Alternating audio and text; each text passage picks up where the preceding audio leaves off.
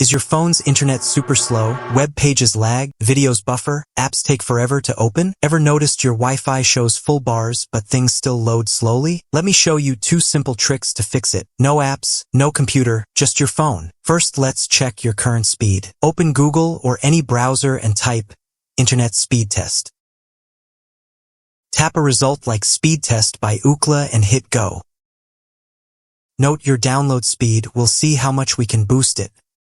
Now let's make Wi-Fi faster by changing your DNS. DNS is like your phone's address book for websites. Most phones use your network's default DNS, which can be slow. Switching to Google's DNS usually makes everything quicker and more reliable. Here's how. Go to Settings.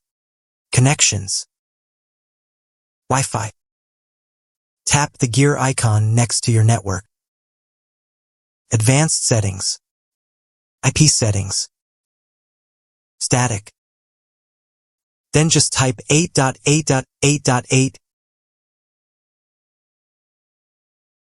and 8.8.4.4, save, and restart your phone. After restarting, run the speed test again. You'll probably see a huge jump. I tried it myself and my speed went up 3 to 5 times. The difference is honestly shocking.